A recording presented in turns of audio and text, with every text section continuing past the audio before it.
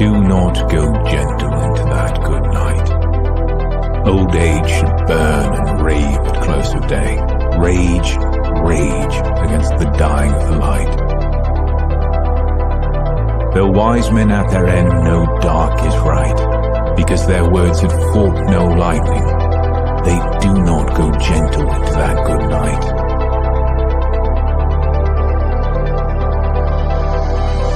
Good men, the last wave by, crying how bright their frail deeds might have danced in a green bay. Rage, rage against the dying of the light. Wild men who caught and sang the sun in flight, and learned too late they grieved it on its way. Do not go gentle into that good night. Brave men near death who see with blinding sight. Blind eyes could blaze like needles in decay. Rage, rage against the dying of the light.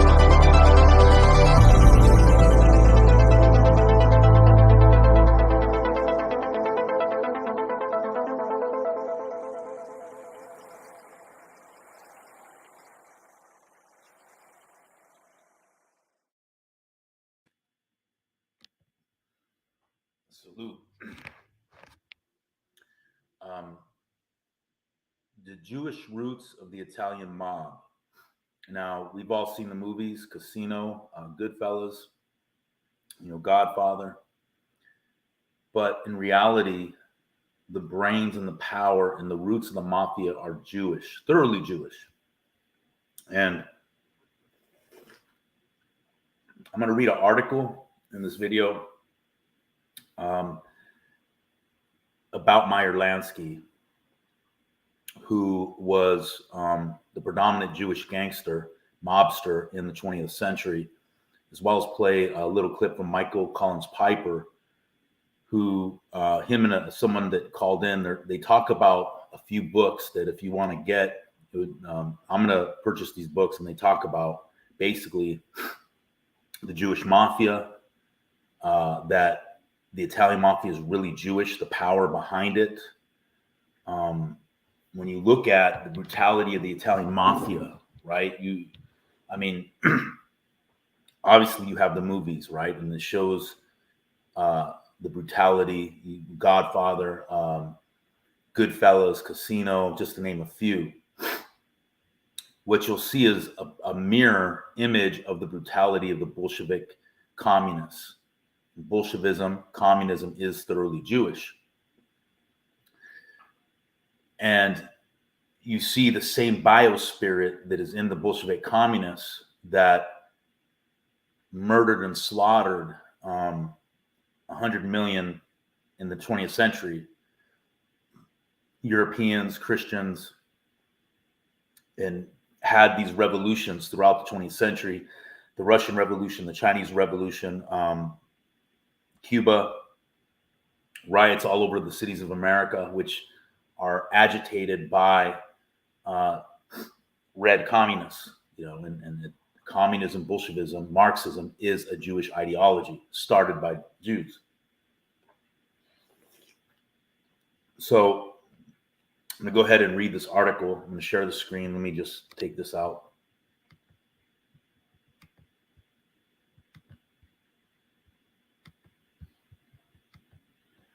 I think this is the Jewish News Syndicate. Now, what you'll notice is that the media, when they cover Meyer Lansky, even though they acknowledge his criminal activity, they always paint it in a good light. They paint him in a good light. That's interesting. That should tell you everything about, one, the media and how they treat Jews. Because the portrayals of Meyer Lansky in documentaries and in this article, while acknowledging his criminal activity, they paint him in this light like kind of a hero for the Jews, because he was against anti-Semitism. So let's read this. Tough Jews, Las Vegas, and the legacy of Meyer Lansky. He left a disturbing legacy of inexcusable violence, but endures as a humanized figure of intense fascination for the American public. I'll try to increase the size here.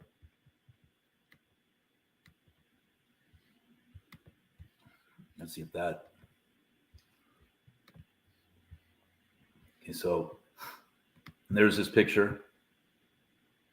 Okay. Larry Greenfield's the author of this. Okay. July 25th, 2021, Jewish Journal. In his autobiography, Being Oscar, From Mob Lawyer to Mayor of Las Vegas, Oscar Goodman recounts his 35 years as a famed criminal defense lawyer for Jewish gangsters Meyer Lansky, Benjamin Bugsy Siegel, and Frank Lefty Rosenthal, on whom the character of Ace Rothstein was based in the movie Casino. So remember the movie Casino? In the movie Casino is based on a real Jewish gangster named Frank Lefty Rosenthal. So we know that the mafia is the one who established Las Vegas, who built the casinos and established Las Vegas as a casino paradise. It was the mob, but it wasn't the Italian mob. It was the Jewish mafia. It was Meyer Lansky, Bugsy Siegel, and Frank Lefty Rosenthal, on whom the movie Casino and the character Ace Rothstein is based on. Okay? Now let's talk about gambling a little bit. We know that they build casinos because they win, not you. And gambling has enslaved a lot of people, put a lot of people in debt. Because part of the Jewish holy book, the Talmud, is the Jews are allowed to charge usury to Gentiles and put them in debt, while casinos another way. The casinos, gambling is a tax on the poor. It's a tax on the poor. It's predatory on the poor. It's basically casinos and gambling. It's a predatory system to prey on the poor. All right.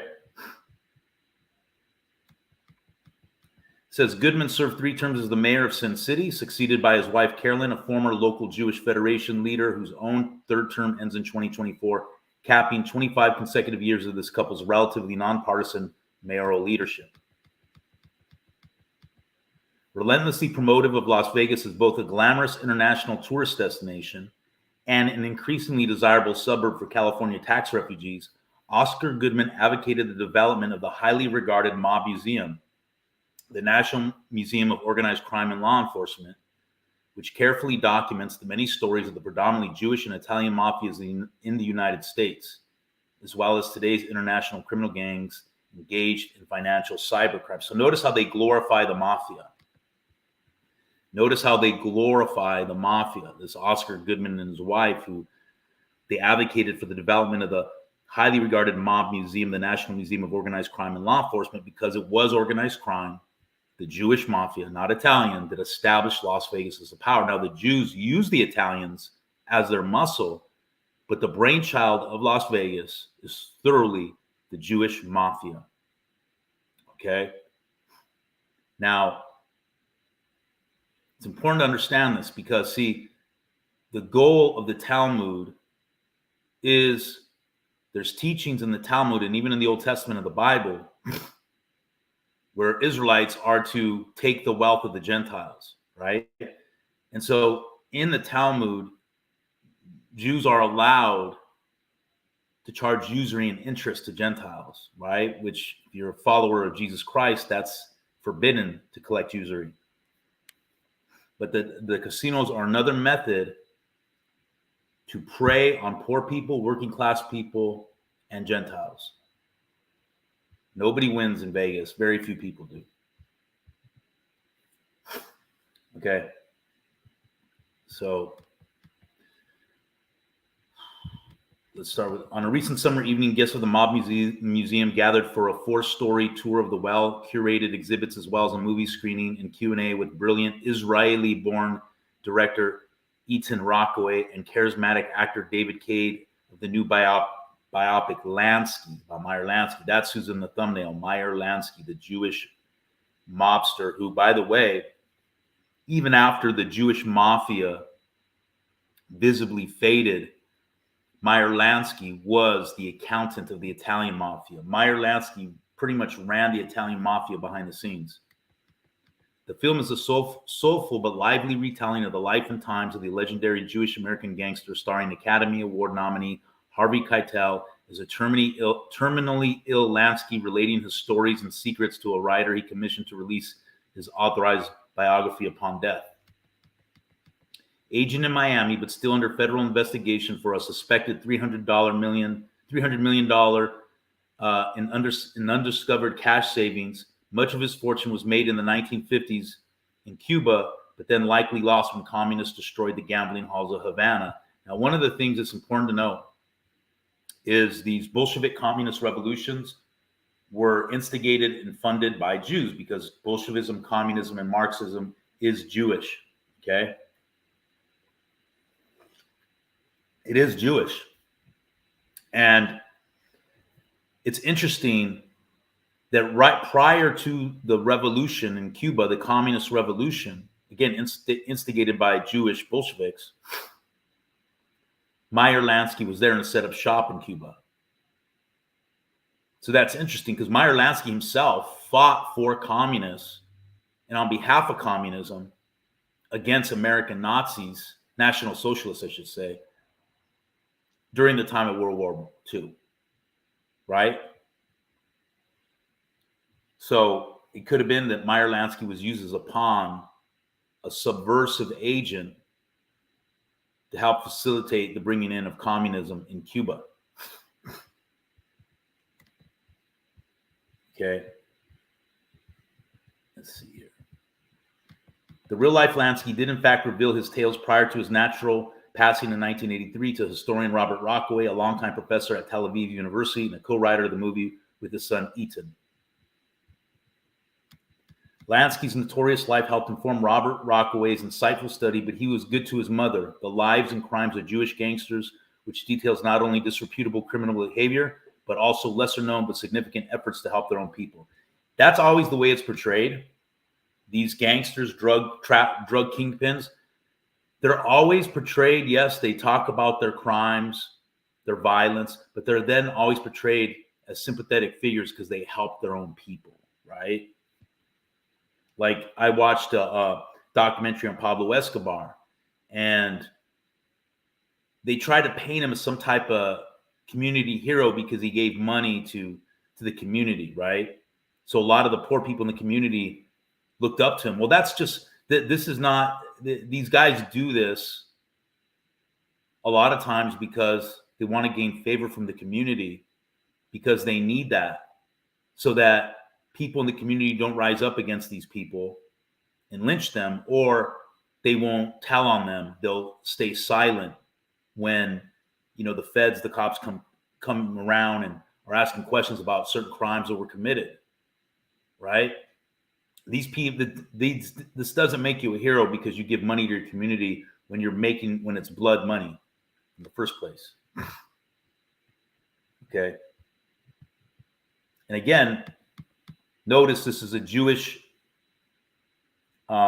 newspaper, and they're painting Meyer Lansky in a good light because he's one of their own.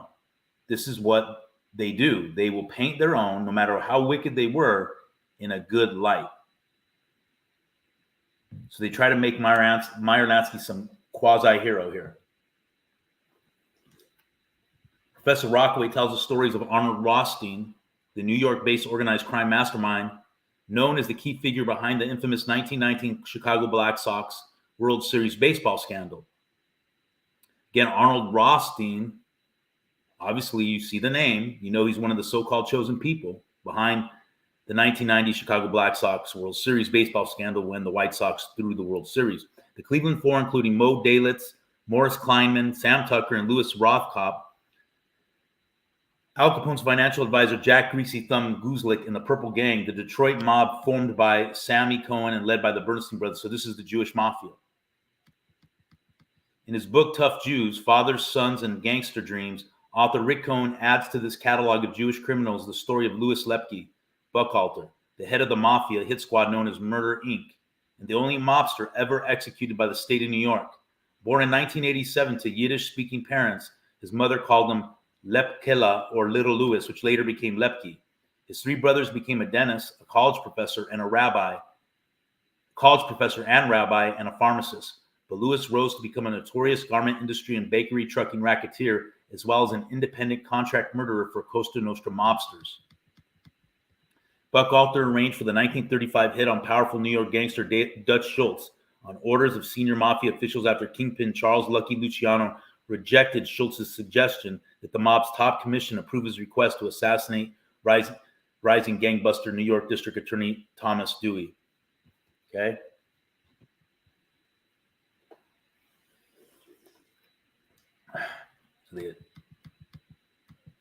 Ironically, Dewey later prosecuted Buck Alter for the murder of candy store owner Joseph Rosen, who had been driven out of the trucking industry and whom Buck Alter, likely wrongly, suspected of cooperation with the law.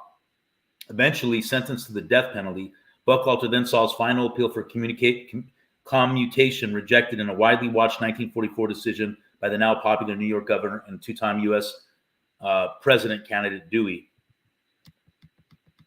But it is Meyer Lansky who was the top mobster of his era. Now, Meyer Lansky, again, he's the one pictured in the thumbnail.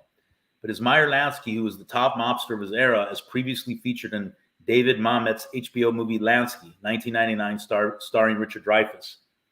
Among many popular films of this genre, arguably the two best are the Godfather trilogy, 1 and 2 in particular, which tells the story of an Italian crime family led by Don Corleone, based on both Frank Costello and Lucky Luciano. Lucky Luciano was Meyer Lansky's key associate and the most powerful mafia boss in the United States. Another movie, Once Upon a Time in America, stunning saga of the rise of young Jewish street gangsters, loosely based on Lansky and Bugsy Siegel in Brooklyn, New York during the Prohibition era of 1920 to 1933. In this violent but also more philosophical film treatment, writer-director Eaton Rockaway features Lansky's efforts to lend his power to combat a period of threatening anti-Semitism and Nazism in the United States, as well as to support the fledgling Jewish state of Israel. Wow. That is a lot right there, right? Okay. There's a lot to say about that paragraph. In this violent but also more philosophical film treatment, writer-director Eaton Rockaway features Lansky's efforts to lend his power to combat a period of threatening anti-Semitism and Nazism in the United States, as well as to support the fledgling Jewish state of Israel. So again, the Jewish mafia, right, and the Italian mafia, because the Italian mafia was used as the muscle of the Jewish mafia and the masterminds of the Jewish mafia, they were used, right, as muscle against nationalism, okay? Now, look at the Jews always use this phrase, anti-Semitism, right? They think everything's anti-Semitic. If you don't bow down and worship them as God's chosen people, you're anti-Semitic. Now, this is the thing. The reason why there was National Socialism in the United States, and it was the German-American Bund, as you'll see, is because it was the Jews who declared war on Germany. It was the Jews who initiated a worldwide boycott of Germany. And why is that? That's because the Germans decided to take the economy back in their own hands and got rid of most of the Jewish bankers who were charging exorbitant interest to the German people. That's from the Talmud, to charge Gentiles interest, which is usury, which is against Christ's commandments. Okay? So there were German Americans that were standing up and saying this is wrong and that we should not fight in World War II, because World War II was a war of Bolshevism, communism, which is Jewish, against the European Christian nations. That's what World War I and World War II were all purposed to give the Jews Palestine as their homeland, Israel. So Meyer Lansky was an agent, was being used by the Zionists, him and his mobsters, the Jewish mafia and Italian mafia were being used to combat nationalism in the United States and to promote communism, Bolshevism, okay, and to support the fledgling Jewish state of Israel. That's the whole purpose of World War I and II. You have to know that. The Jews were upset that the National Socialists in Germany got rid of most of the Jewish bankers who were bankrupting Germany. They also were upset because the National Socialists put a stop to the Weimar Republic, which was known for its decadence, its homosexuality, its transvestitism, child prostitution, pornography. The National Socialists put an end to that because the Jews admit, they are proud of this, that they founded the porn industry, right? If you look at the Weimar Republic, 1919 or 1918, 1919 to 1933, before the National Socialists took over, the Weimar Republic was known for its filth, its decadence, its perversion. Germany was pretty much financially destitute and desolate, hyperinflation, because of what? The Versailles Treaty, the Jewish bankers, the Rothschild banking system, charging massive interest to the Germans, and then the degrading of morals through the Weimar Republic, promotion of homosexuality, lesbianism, child prostitution, pornography. And Meyer Lansky was being used as the muscle in America to put a stop to the nationalist movement. Nationalists in America were calling for America to not get involved in World War II. And the Jews were pushing America to get involved in World War II. Why? To eventually give the Jews the state of Israel, which we know that the Jews have been engaging in a genocide of the Palestinians. They took that land from the Palestinians. But the idiot Christians in America who listen to their pastors say, we got to support Israel. And they support them and send their own kids to die in wars against Israel's enemies.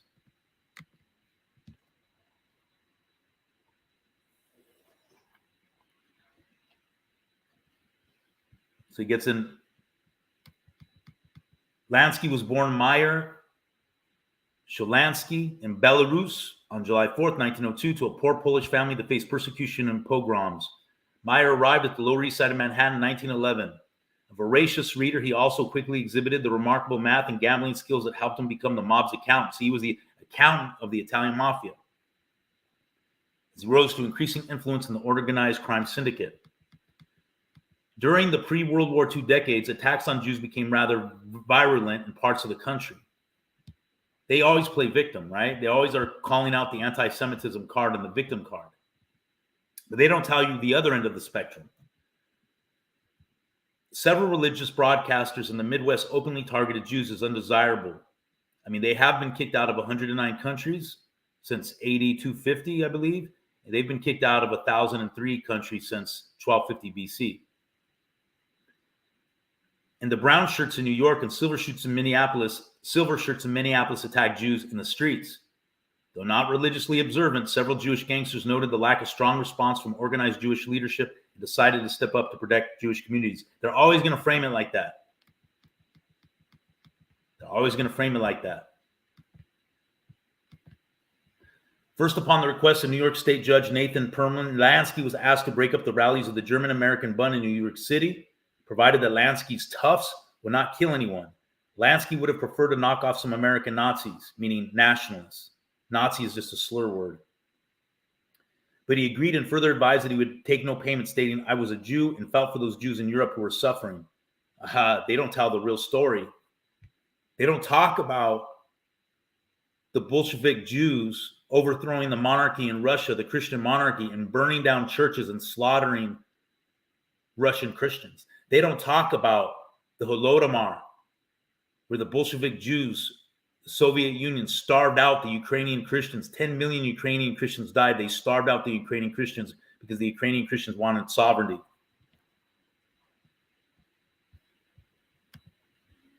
We'll talk about that. Meyer Lansky says, they were my brothers. Professor Rockway notes that the Nazi arms and legs and ribs were broken and skulls were cracked, but no one died. Lansky described breaking up one brown shirt rally in Manhattan. The stage was decorated with a swastika and a picture of Hitler. The speaker started ranting. There were only 15 of us, but we went into action.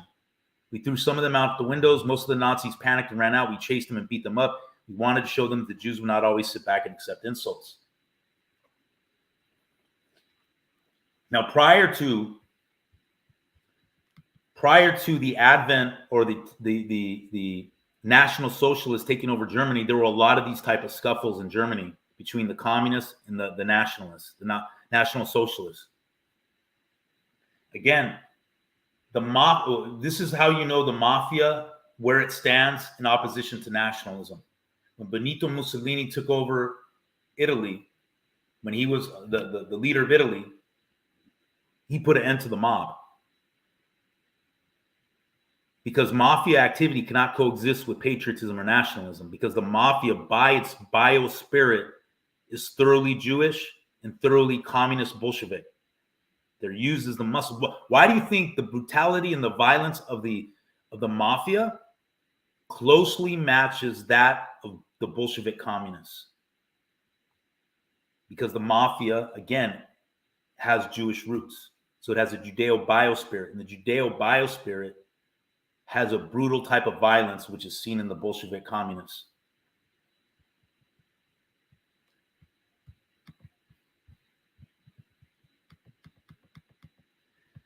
Gambling honcho David Berman and his allies similarly broke up rallies of the silver shirts in Minneapolis, who sought to replicate Hitler's brown shirts in Germany and Mussolini's black shirts in Italy. Why? Because Mussolini did not put up with the mafia. Mussolini did not tolerate the Italian mafia. Why? Because it's a criminal element that destroys the fabric of a community and a nation, which is supposed to be built on good morals. There's nothing to glorify about the mafia. There's nothing honorable, right? And so this is why nationalists like Mussolini did not tolerate the mafia. That's why you see people like Adolf Hitler and Benito Mussolini demonized, because it's men like this that don't tolerate criminal activity in their nations and use a hammer to stamp it out. Right? And again, the mafia, they're basically the mafia, the mafias, Italian and Jewish, were basically communist agitators. Communist agitators. Okay. So Hitler's brown shirts in Germany and Mussolini's black shirts in Italy, they attacked Jewish communists in America. Or no, they attacked Jewish communists in their countries, and these organizations in America were attacking Jewish communists in America because they are Jewish communists. Communism and Jewry goes hand in hand. After 3 public meetings were violently disrupted, the Silver Shirts halted their campaign to demonize American Jewry.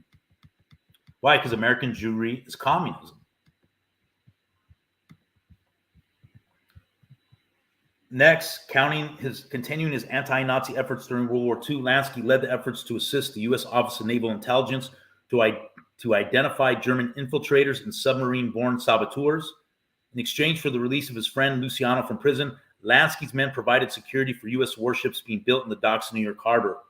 German submarines were sinking Allied ships along the eastern seaboard, and the mob went to work to infiltrate, identify, and inform on pro-Nazi supporters of the New York waterfront. So they're snitches.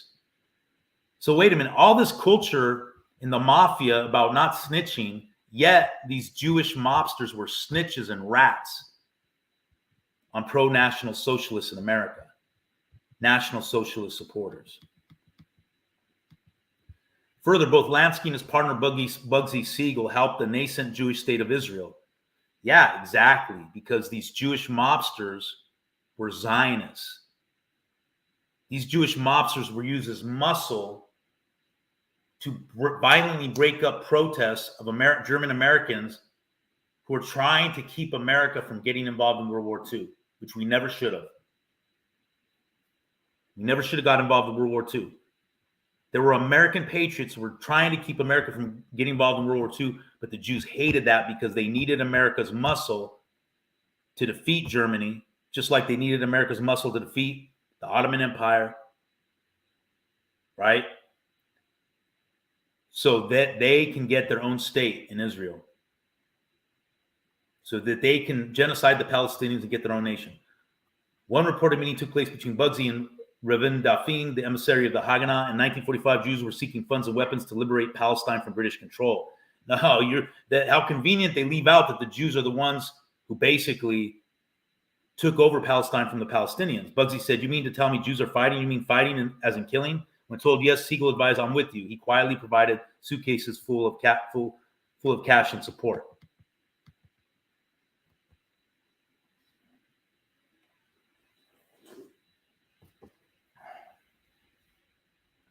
Siegel, Lancey's boyhood friend, went on to become the most famous of Jewish gangsters. As teenagers, they created the Bugs and Meyer mob. Lansky served as the brains of the outfit, with Siegel providing the brawn. Siegel is the youngest member of the gang, known as the Vilda Chaya, Yiddish for wild animal. By the way, Yiddish is not Hebrew. That's another thing. The Jews of today are not the Israelites of the Bible. So Vilda Chaya, Yiddish for wild animal, which engage in illicit activities like prostitution, gambling, loan sharking, bootlegging, and labor racketeering. Again, because these vices are vices of decadence: gambling, prostitution, loan sharking, meaning usury, right? Labor racketeering, those are all Bolshevik communist moral values. Prostitution, decadence, perversion, gambling, being a slave to money, loving money, being materialistic, loan sharking, charging usury, charging interest, which is the Jews are told that he can do to Gentiles.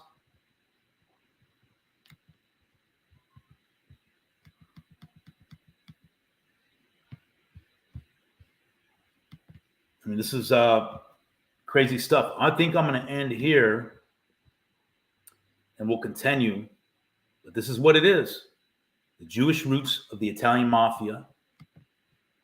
This is important to know because it tells us where we're at today and why we're here and what we face and what we must do to get out of it. All right, salute.